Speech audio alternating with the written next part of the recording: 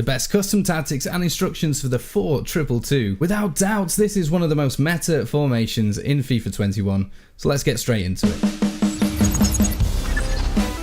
Welcome back, squad. Hope you're all doing well. If you are new here, my name is Brabbsy, your FIFA 21 coach. So today we have the 4-2-2 formation, which in yesteryears we've been doing all sorts of radical things to get the most out of it. However, in this FIFA, it is one of the, in my opinion, top 3 formations. It is so powerful as it is on its own. So all we're going to do really is just optimize this formation to get the very best out of it. We're going to hop straight in then. So if you do have any questions at all, I am going to be starting streaming every weekend live on Twitch. Link is in the description. Pop into the chat and ask away. Alternatively, hit the subscribe button and leave a comment down below and I'll get back to you as soon as possible. So then, boys and girls, as always, this has been tested in Division 1 rivals and FUT Champions, and it has to be probably one of the most rage quit inducing formations I've used so far. As always then, the first thing that we need to do first of all is...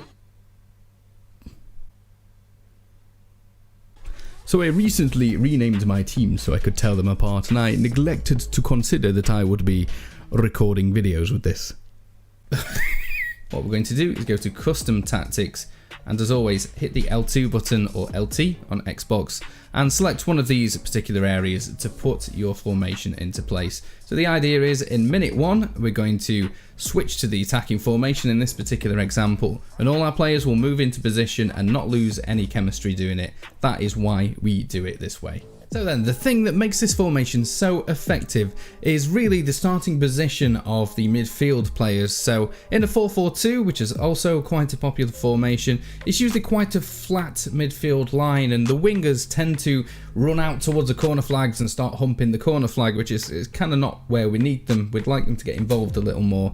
Whereas here, the wide players are a lot more narrow, which means that they can run out wide to spread the opposition defence, but they also get involved far more in this formation, which is what I enjoy about it the most. Coupling that with the central 2 players who are a lot further back means that you can use them as a true CDM type of player, whereas the other one we're actually going to use as a late attacking runner, just to offer a little bit more flavour in the attacking third. Right, let's crack on into the tactics. Right then, chaperones, starting with the defensive style, we're going to leave this unbalanced. After all the patches, this is by far one of the best ones to use, so no point in changing that at all. The defensive width, we're going to knock this down to 6, which is leaving it still quite wide, as most people now on FIFA 21 are using quite wide formations, so it's important that we have our fullbacks out there ready to mark the wingers and intercept any passes there. But the main thing for me also is when we win the ball back, we don't want our defense to be too compact. Sometimes a switch ball can be really effective once we've won it back, so having our fullbacks a little bit wider just gives us a bit more options both in the defense and in the attack. Next up is the depth, and we're just going to knock this down to a depth of 5. I feel any lower in this particular formation and it stifles your attacks a little bit. It means you're starting a lot further back on the pitch, whereas a depth of 5 means that you're just adopting quite a neutral stance. You can win the ball back as and when it comes to your midfield area and just continue your attacks same as before. So offensive style, the 2 that I like the most are balanced and long ball. I feel in this particular formation a long ball suits it best, just due to the instructions that we're putting on the players, which you'll find out a little later on. So we're going to go with long ball. We're going to keep the width in line with the defense, so a width of 6 again, leaving it quite a wide formation. It just gives us a lot more options both in the middle of the field and out wide should we need them. Players in the box we're going to keep quite high. We're going to have this on 7 just to encourage our players to make forward movements as soon as possible. We're not going to go defensive in this formation. We're going to get as many goals as possible, and this particular option just encourages our players to keep that in mind. Corners, quite recently I find that using 3 is quite effective, but it's entirely up to you depending what type of set pieces you like. Free kicks I always have on 2 just to make sure that I don't get caught on any counter attacks. Instructions then, team, starting with the strikers, we're going to have them on stay central and then everything else left as the same. So mixed attack, normal interceptions and basic defense support. The reason for this is when we are in the first 2/3 of the pitch, so our defensive half and the central areas, we want our strikers to be showing to receive the ball to feet. However, in that final third, when we have the ball with the midfielder, we want our strikers to make runs in behind. Now, because we've chosen the long ball on the previous menu, This means the strikers will make runs in behind, whereas if we actually go and tell them to get in behind, it means they will do it every single time regardless of where you are on the pitch, which is not necessarily what we want them to do. So mixed attack, you'll find they make just the right sort of runs depending where you are on the pitch. Our wide attacking midfielders then, and this is one of the reasons why this formation stands out a little more than the 4-4-2s, is these players, we can't set them as get in behind, but the long ball instructions means they will still make those runs in behind, especially when you set the support on crosses for get into the box. So the idea for this is they will still offer a wide outlet next to each of your strikers who are both staying central, but not only that, they will also cut inside to make those inside finesse shots across goal, which is really useful when you've got players like Depay, like Robin, or whoever it is you have out wide. If you're cutting in on that stronger foot, those finesse shots across goal are phenomenal at the moment. So folks, this is where we start to mix it up with those central two players. Ideally, you'll have one which is a defensive midfield player, and another which is more of a box-to-box player which can offer a little bit in the attack as well. So for the defensive player, first of all, we want to set them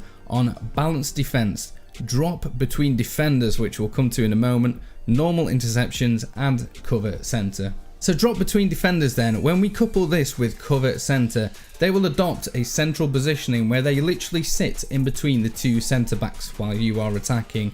This means that when your opponent goes on the break, this CDM will truly be in position in the centre of the pitch to quickly charge out and win that ball back.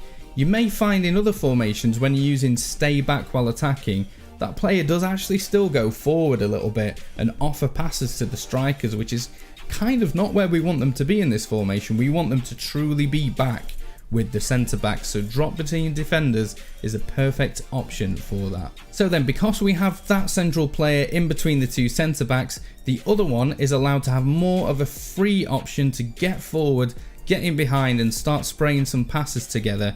So the options I've gone for is balanced defence, get forward on the attacking support, so they will make late forward runs in and sometimes beyond the strikers to give you more passing options and just be more confusing to the opponent. So this is a really useful option to pick.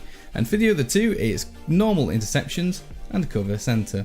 So finally, with the defenders, this is one of those formations where we want our fullbacks to stay back while attacking. We don't want them to be running forward and risk us getting caught on any counter attack, so we will always have that back four plus that one CDM sitting just in front of the two centre backs.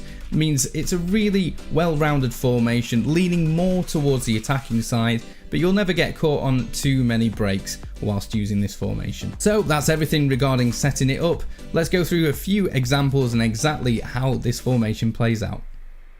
So we start off first of all by having a look at that defensive central midfielder. As you can see on the radar, they sit just in front of the back four, and the minute we lose the ball, they are there to burst straight out and put pressure on the ball holder. On this occasion, by doing this, we've forced an error from our opponent and we're able to get in behind and get the first goal. Meanwhile, that second central midfielder has license to get forward. As we can see here, our front four occupy the back line, whilst that midfielder can burst in between and create goal scoring opportunities. Having your strikers set as stay central means they will be in close proximity to receive the ball from a defensive situation and quickly turn that into an attack. The overwhelming amount of passing options means you can truly craft some wonderful goals. This is especially useful when you come up against a sourpuss opponent that likes to pause after every goal you score. Unfortunately for those types, this formation just creates goal after goal. It is a real rage quit inducer.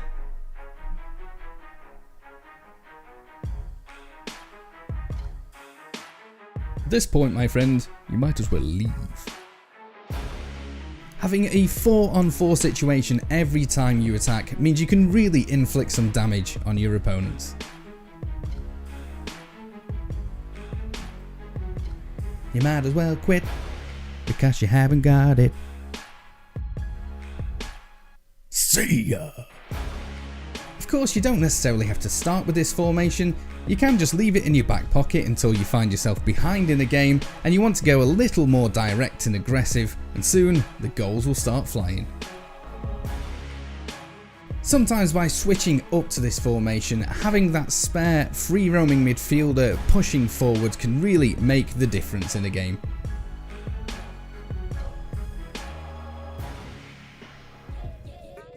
Don't forget, we also have those wide players that get involved in play as well.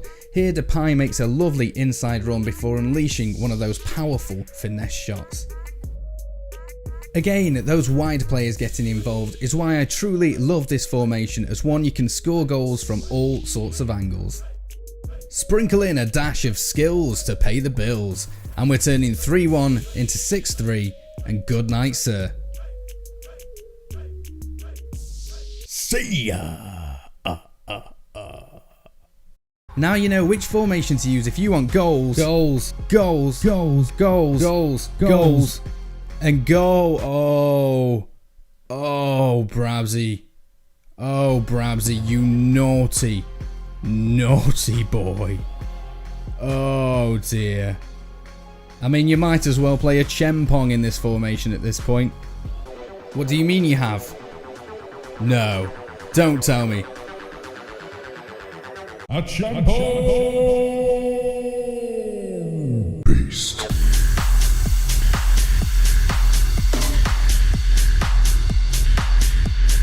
What a beast!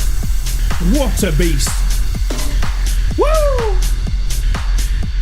I trust that was useful for you folks. As always, give it a try in Division Rivals before taking it into FUT Champs, just so you can get used to how it works. Give the video a thumbs up and let me know how you found it. And wherever you are in the world right now, I hope you're keeping safe. It's currently locked down in the United Kingdom, and to make matters worse, it's currently snowing like no tomorrow, so it's not like I can even leave the house.